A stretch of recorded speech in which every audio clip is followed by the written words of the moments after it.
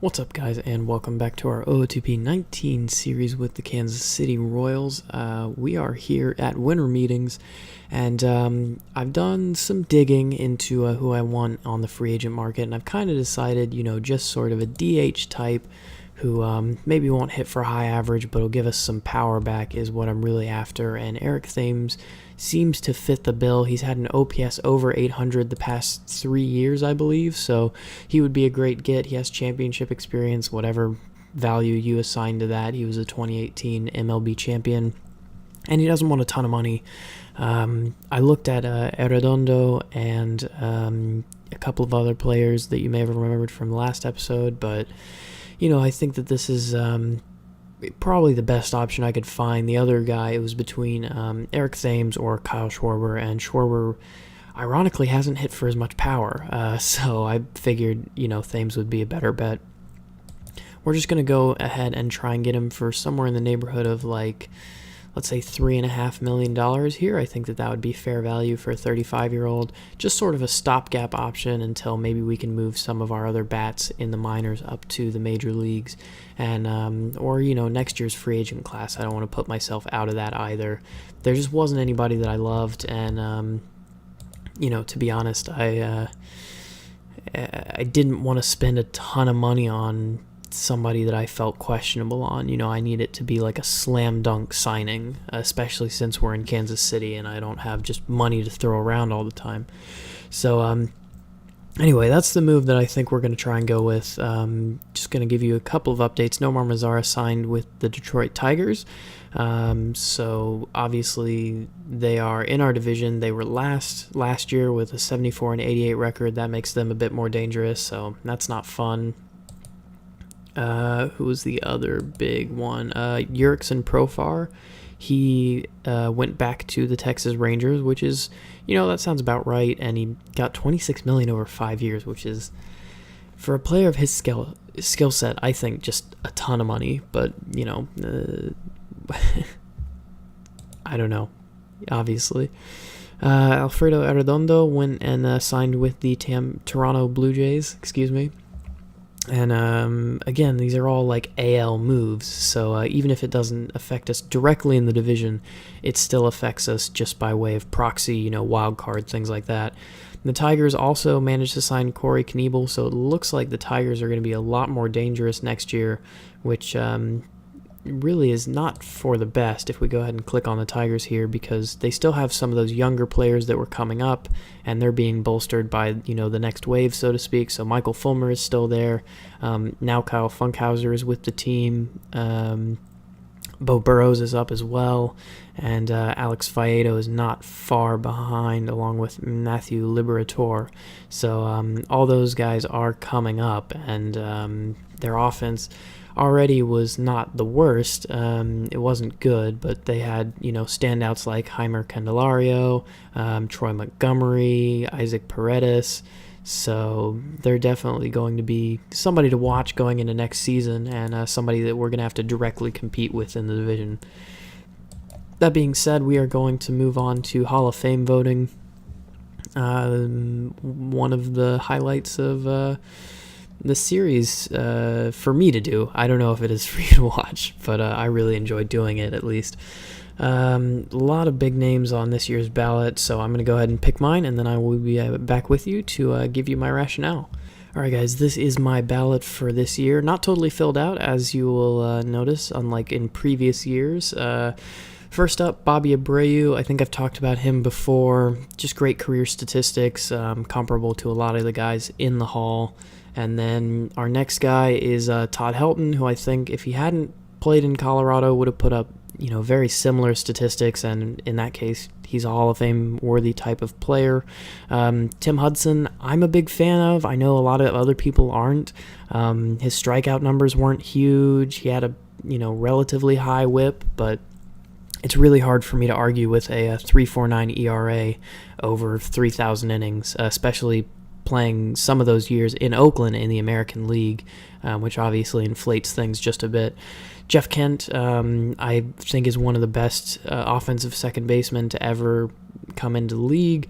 David Ortiz. David Ortiz is somebody that I kind of struggled with a little, because he does have the sort of, drug suspicion coming over him, and I'm just not really sure, but he does lie in that gray area when the league was starting to take notice and before it was actually illegal, so he just kind of squeaks by for me. Obviously, his career was amazing, but it is kind of difficult for me to convince myself to vote for him. I think, next year I may not be able to convince myself to vote for him, or I might. It's very on the fence for me as far as that goes.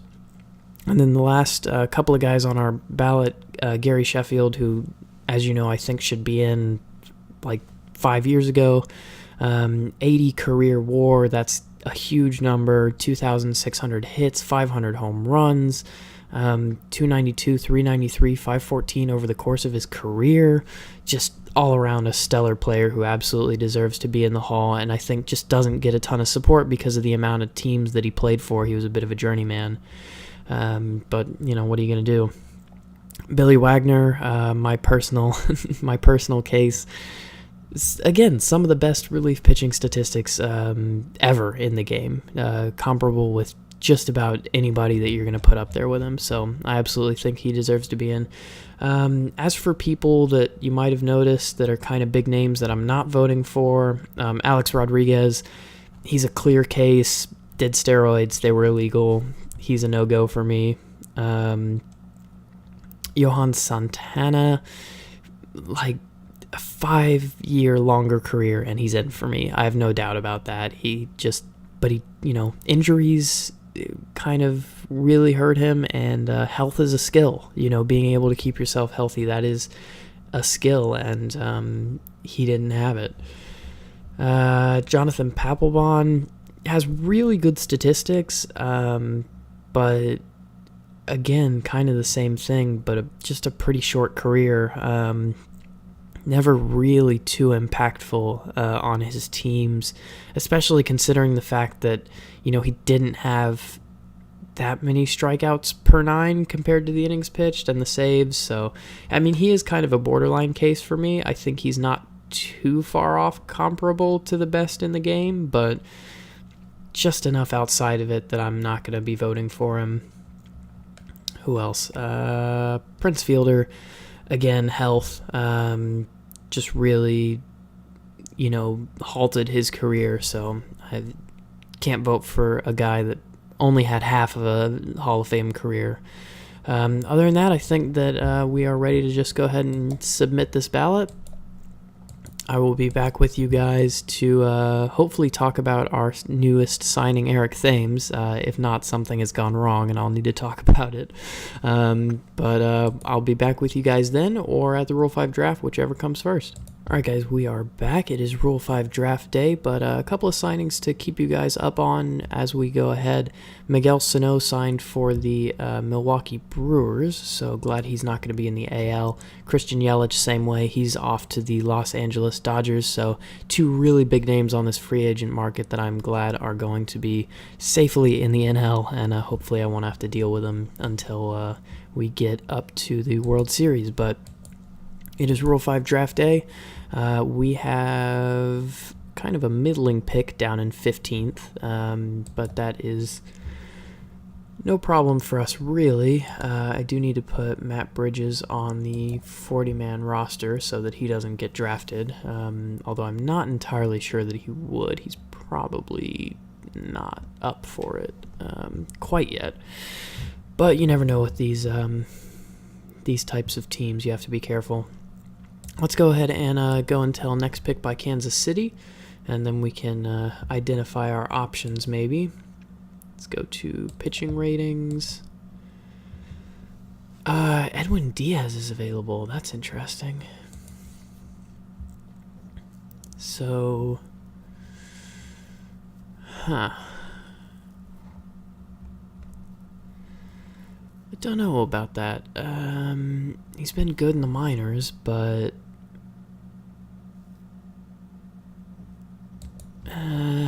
maybe just not quite good enough. We're not really looking for a starter either, so really in short, somebody would have to really blow me away. Tyler Sire? Kyer? Tyler Kyer? I can't be right. If you know how to pronounce that name, put it in the comments, because I have no clue. I'm not seeing any pictures that I'm really enamored with here. Sam Travis is a decent looking bat, but not any more so than like Tellez or Dunez, so he doesn't have like standout power or anything. Speaking of power, Alec Baum hasn't performed in AAA yet, but he's only had 2 games there. Was really good in AA. I'm wondering if maybe we go after him rather than Thames. Oh man. I mean, on the one hand, I want the veteran leadership of Thames, right? But on the second hand, Baum might be just as good, if not better. There's a compare function. Maybe I have recently visited players. Eric Thames.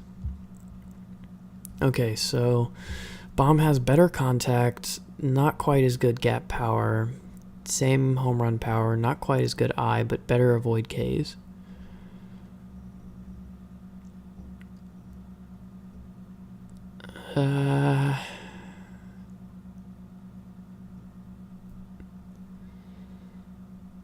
Baum has a bit of a weakness against righties.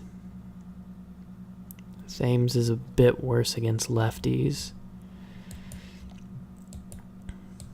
Sorry, that's not what I want. Defensive ratings. So, in terms of defense, it's pretty clear who the superior player is in the infield. And Thames is a lot better in the outfield. You know, really, I could do both. Because, here's the thing, I can have Thames play as the DH and sometimes as like a right fielder in place of, I'm forgetting his name now, but Khalil Lee. Yeah, Khalil Lee. I can have him start in right field in place of him sometimes in a similar way to like a Carlos Beltran a couple of years ago did, where he went between DH and sometimes playing the outfield. And I can have Baum rotate in between first base, backup, and DH maybe. I think we have enough room on the roster for both of them. Yeah, let's do it. I shouldn't be passing up a bat like this, really. If only because it's for free, you know what I mean? I don't have to pay anything extra for it. It's just a good bat that I get to have. So I'm going to go ahead and draft him. And then we'll go until next pick by Kansas City. I imagine that's probably all the drafting we'll do because we've already looked at pitchers and... Oh, we lost somebody. Nick Ward? Okay, you can have him. I don't think that's anybody that I traded for or anything important. Let's see what our head scout recommends. He recommends us not to pick. I agree with him. We're going to go ahead and complete the draft. I'll have to take a look at where Baum is going to fit in maybe a little bit closer. The good thing is, though, with a Rule 5 draft pick, if I made a mistake, I can just send him back. You know, if it turns out during spring training, I'm like, we really don't have enough room for this guy. Maybe he's not as good as we thought he was. I can always just send him back to his team. No cost to me. It's not a really big deal. Donnie DeWeese was selected by the Cubs. Have at him. Not a player that we need right now. Or have ever needed, I guess. But, yeah, go ahead, Cubs. Next up, we're going to go to the Hall of Fame voting results. Hopefully we'll have signed Thames by them. If not, we'll just go over the Hall of Fame voting results. I'll see you then. All right, guys, we have got our man. Eric Thames is coming to Kansas City, so I'm going to go ahead and place him on the active roster. Let's take a look at our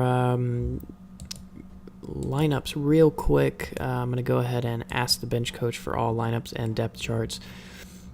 So yeah, in a kind of similar way to what I was saying, he has Baum backing up Tellez and Thames as well, so it looks like he would kind of rotate into those two spots, and I think that we have room for him on the roster, to be honest with you. We could maybe use one more utility infielder to put into the mix. Let's assume that we're going to cut down our pitching staff by one or two, and that leaves us with 27 players. Collins is going to go down, and can't really send Gigliotti down, so maybe we don't have room. All right, well, we'll figure it out as the season goes on, but it's obviously not an issue right now. We just know that we have some good players up, and we will figure out where they fit or if they fit a little later on. In the meantime, though, let's go ahead to the Hall of Fame voting results, and after I show you those, we'll go into the regular season. We'll play our first game. All right, guys, Hall of Fame voting results are in. Let's go ahead and take a look at them. So 3 people inducted into the Hall of Fame. Of course, as you expect, there's no built-in bias against Alex Rodriguez for steroid usage, so he gets in, obviously because he has the great stats, and the computer can't say, oh, well, he did steroids, so obviously he's in. David Ortiz made it in as well, so I didn't have to think about whether I was going to vote for him again next year. I still feel like I stand by that. I don't feel too bad about voting for him. Todd Helton made it in, which I'm pretty happy about. I think he's pretty obviously a Hall of Fame player. But then there is a huge drop-off to the next player. Tim Hudson only at 33%, Gary Sheffield at 26%. And it's not looking real good for any of those players to get in. Hudson obviously with the best chance at 33 in his second year, but I'm not sure he'll ever make it either.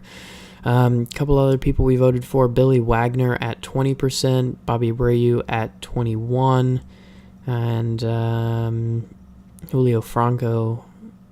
We vote for Julio Franco? I think we did. Maybe not. He's at 8% regardless. And a lot of players dropping out. Just not a very strong class, to be honest with you. Other than, obviously, Ortiz and some would argue A-Rod. But there you go. There are your Hall of Fame voting results. Next time I'll see you, we are going to be at the start of the regular season, and we're going to go ahead, play our first game of the season, hopefully get off to a hot start, and get out there, hopefully make the playoffs. So we are finally in the 2022 opening day. Just want to give you guys a quick look at the top 100 prospects in case anybody wanted to see them. Our two are Nick Bitsko and Murdoch Blagden. So even though we're expected to kind of compete a little bit more maybe this season, we still have 2 of the top 10 prospects in the league, which I think is pretty awesome. And especially Bitsko being 19 is going to, probably be reinforcements a little bit later down the line, hopefully. Let's go to preseason predictions. Actually, I haven't been showing you guys this, I don't believe, but we are predicted to do really well. 98-64 predicted record with a 3.70 ERA, 633 runs against, 786 runs scored. So not a ton of runs scored, but really top-notch run prevention, best in the American League, and 5th, it looks like, or 4th in the National League it would be. So all in all, pretty stellar. We are predicted to have 3 of the top pitchers, Trevor Oakes, Kyle Wright, and Justice Sheffield, all predicted to be top pitchers in the American League. As far as batters, we are not supposed to have any. You can take a look at the NL hitters and pitchers if you want to pause the video right now, or really any team where they are supposed to be. So that is your look at the preseason predictions. Now we're going to go ahead and play our first game at New York. Our new offseason addition, Kyle Wright, is going to be on the mound, and I'm just excited. Every time we start up a new season, it just feels good to get back into the season, have another shot at it. So let's go ahead and get into the game.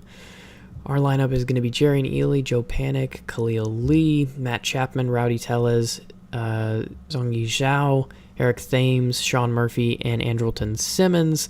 And their lineup is going to be Tyler Wade, Aaron Judge, Gary Sanchez, Gary Young, Carlos Stanton, Jose Abreu, Gleyber Torres, Estevan Florial, Clint Frazier, and Miguel Andujar. So those are your lineups. Luis Severino on the mound for the New York Yankees. Let's get this season started. Jerry and Ely facing off against the Yankees ace to start the season.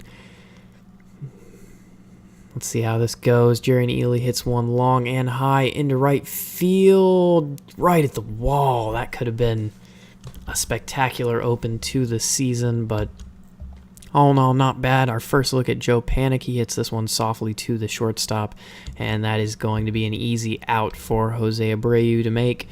Khalil Lee now. See if we can get something started in this inning. This one is high and deep into left field and gone.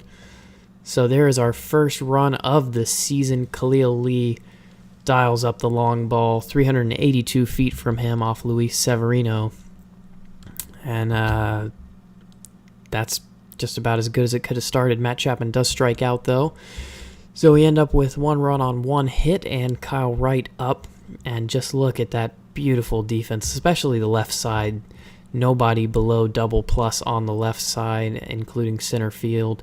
And that right side, a little less important, except for maybe right field, but still really nice defense. Joe Panic at a 55, Rowdy Tellez at a 60, Khalil Lee at a 55. Overall, just a really great defense, so hopefully Kyle Wright can live up to it. This one is going to be lined into center, though, and that's going to be the first hit given up for us. Tyler Wade now on base with Aaron Judge to try and clean things up. He's going to hit this one into center. Ely can't get there. Now we have two on for Kyle Wright. Things not looking too great for him with Gary Sanchez up at the plate. This one hit through the infield, and we are not going to have a throw home. So immediately the Yankees offense taking off. Still no outs, and the Yankees already 3 hits and 1 run scored. Kyle Wright not having the best of debuts for us, and it could be about to get a lot worse if this doesn't stay in the park. Thankfully it does.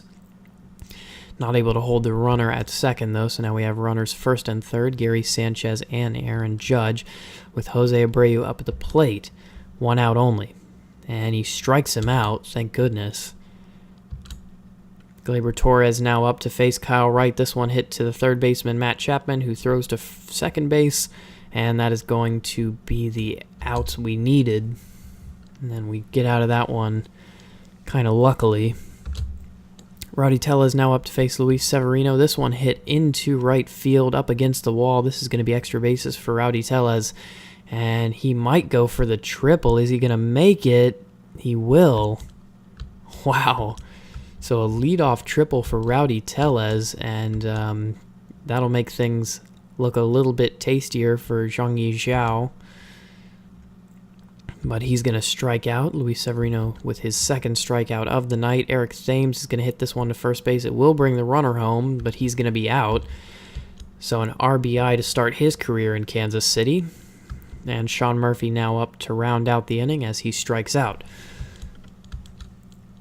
All in all, not a bad start to the season. A little worried about Kyle Wright, obviously, as he is already facing the 7th hitter in the second inning. Does get the strikeout there on the fastball, though. Looked like the two-seamer there. As he now walks a batter, Clint Frazier. Miguel Andujar now up. And that's going to be hit to the second baseman. A chance to turn 2 here, and Simmons does so easily. Brilliant work there from the shortstop, and that'll get us out of the inning. Much better inning there from Kyle Wright, and now time to face Luis Severino. Andrelton Simmons, his first hit of the season, and this one's going to be extra bases for him, easily rounding into second base. And our offense looking quite potent tonight, if not a bit, steady and slow. Jerry and Ely now up to face Severino. Had a big hit to right field in his first at-bat. This one's going to be a little bit weaker and not going to make it out of the infield. Joe Panic will come up after that, and Luis Severino is going to get a fly out to center field, it looks like, but that is going to send the runner to third. Andrelton Simmons now at third with 2 outs. Khalil Lee up at the plate. Khalil Lee, obviously the home run in the first inning, and that one is going to be high but a lot weaker, as it is going to be caught by Estevan Florial, who's playing center in place of him. Clint Frazier playing the DH today. Let's see if Kyle Wright can get through a clean inning, and then we might go just until runners in scoring position. Strikes out Tyler Wade to start the inning, so a much better start to the top of this lineup than he had last time around. Now Aaron Judge up, and another strikeout. Kyle Wright seeming to get rolling here as he faces Gary Sanchez, and he strikes out the side. Excellent work there for Kyle Wright, and now we are going to start going until runners in scoring position. We get a home run off of Rowdy Tellez, so Tellez a triple and a home run, the 2 hardest parts of a cycle already done for him. And that'll bring up Zhangyi Zhao, who I'm sure I'm still mispronouncing his name, and we get Zhao on and then a home run for Eric Thames. So our offense really looking good here tonight. Let's see if we can. We do not get anything else the rest of that inning, so Luis Severino does get out of it. We're going to be facing Giancarlo Stanton, Jose Abreu, and Gleyber Torres for Kyle Wright, though. Let's see if he can get out of the inning cleanly. He cannot. And that'll bring up Florial. So not the greatest of work there for him, giving up the home run to Gleyber Torres.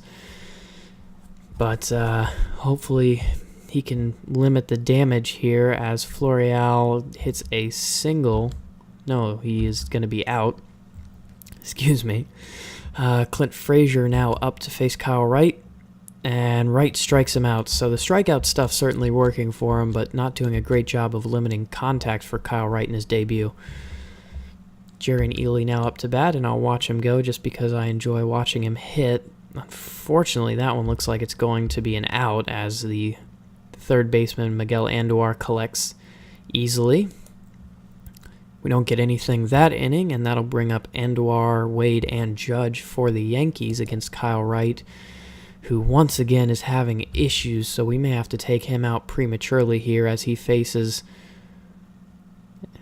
a weakly hit ball into left field there off of Aaron Judge. So 1 out now, and despite him only being at 71 pitches, I am going to start warming somebody up. I'm going to warm up Davey Mendez as he faces Gary Sanchez, walks Gary Sanchez, and things not looking great.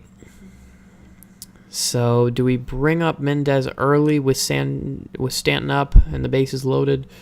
We have a 2-run cushion, so I'm going to let Wright face Giancarlo Stanton, and then if he doesn't get the out, he's going to be out of this game quickly. Gets the fly out to right field, and Khalil Lee is able to hold the runner with his arm.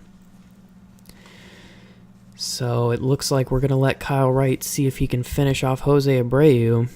This one is hit to the shortstop, and Simmons makes the play at second, and that'll retire the side. So some very shaky work there from Kyle Wright, but he does get out of the inning.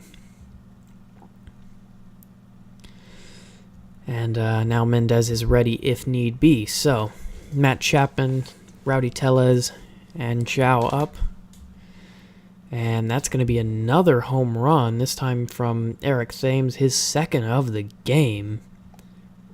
Just absolutely incredible stuff from him. What a great debut to have. And I already feel pretty justified in picking him up over the offseason. I'll bring up at least Sean Murphy. Let's see if he can get anything started here.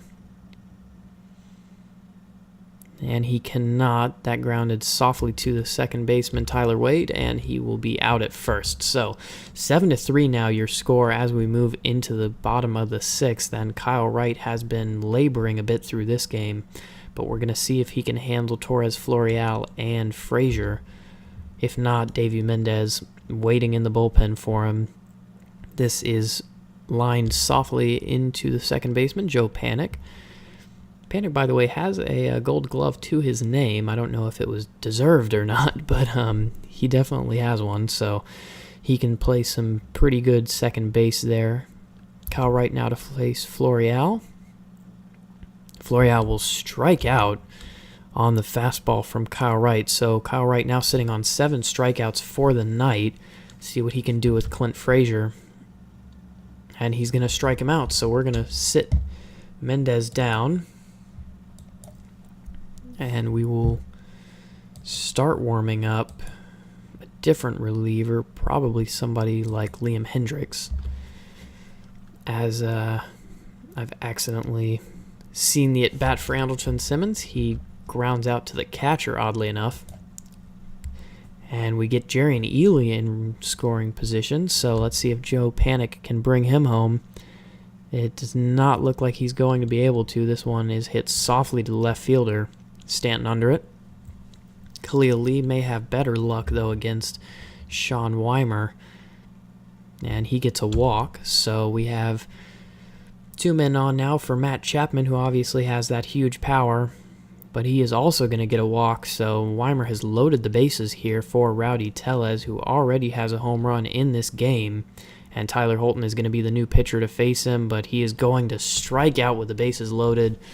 Not that we necessarily needed some more runs, but they would have been nice. And Kyle Wright is now batter by batter, so Miguel Andujar strikes out on the cutter. 9 strikeouts now for Tyler Wright in his debut. 3 runs allowed and 7 hits, but seemingly getting a bit stronger as the game goes on. He faces Tyler Wade now. Wade weakly pops up to left field. Zhao has it, and it's no trouble. Aaron Judge now to face Kyle Wright for what could be his last batter of the night, and almost certainly will be. And that's going to be a weak fly out into right field for Khalil Lee to easily grab. 1-2-3 inning for Kyle Wright as we move into the top of the 8th. And I think we are going to once again sit down Liam Hendricks and start warming up. Let's see, it's going to be all righties next inning, so we'll warm up Luis Castro. See if we can get anything this inning. We cannot, so Kyle Wright sitting on 102 pitches. I'm going to let him face Sanchez, but if he doesn't get Sanchez out, he's out of this game, and probably even if he does, he's out of here, as that one is hit into center field just over the head of Andrelton Simmons, and that's going to be the end of Kyle Wright's night. Luis Castro going to come jogging in. Luis Castro, the type of pitcher that nobody wants to face, and he'll face Giancarlo Stanton. 0 for 3 on the night. Strikes out up in the zone on a fastball, and now Jose Abreu here to see if he can move the runner forward. It's going to be a wild pitch from Castro, so that'll move Sanchez into scoring position. Abreu working on a full count now, and that is going to be a walk. So first and second for Luis Castro. One of those runners is his as he strikes out Gleyber Torres. So 2 strikeouts and a walk for Luis Castro. Estevan Florial, he's going to strike out as well. So Castro does not allow a ball in play over his inning of work. And we're going to start warming up Roberto Osuna, our closer, as we try to get something in the top of the 9th. And we do have runners in scoring position here. So Simmons on third, Panic on first. 1 out now as we face Jorge Alcala. Khalil Lee, he's going to strike out on the fastball, and we're going to bring up Matt Chapman. Chapman, no hits tonight, just the walk. Hits this one to the shortstop, and that is going to be easily dealt with. We're a little bit closer than I thought it was going to be, but still an out. And now Roberto Osuna going to come in and see if he can shut this game down. Not a safe situation, obviously, because we have a 4-run lead. But it is going to be the first game of the season. And, bring your closer in. Make sure things start off right as he strikes out Clint Frazier. Last pitch was up to 92, so Osuna Throwing pretty well in the early goings. This one hit to Simmons. That's going to be an easy out for him, even deep in the hole. And that will be 2 away now as Tyler Wade comes up. Order turns over. Osuna looking to get this one on a minimal pitch count. And that one is going to be flied into right field, but it looks like Lee's going to deal with it. No, it falls right in front of him. Lee can't quite get there, playing a little deeper. And that'll be 1 on now. 2 outs. Aaron Judge at the plate. See what Ozuna can do. This one grounded to Simmons. That's going to be an easy out at first. And that'll be game over. Royals take the win 7-3 against New York. And that is a good start to our campaign. Even though Kyle Wright was a little shaky, Luis Castro came in, cleaned things up, and Ozuna shut the door. That'll be 1-0 now as we get an achievement here. And already 2 home runs for Eric Thames. He's looking pretty good. Panic a couple of hits on the day, and all in all, not a bad debut at all. That's going to do it for this episode. Next episode, we're going to go up until the draft and hopefully be making some moves toward playoff contention. My name has been Archer. This has been our Ootp 19 franchise with the Kansas City Royals. Thank you so much for watching, guys. If you liked the video, please hit like and consider subscribing so you can get my videos in your feed. I will see you guys next time.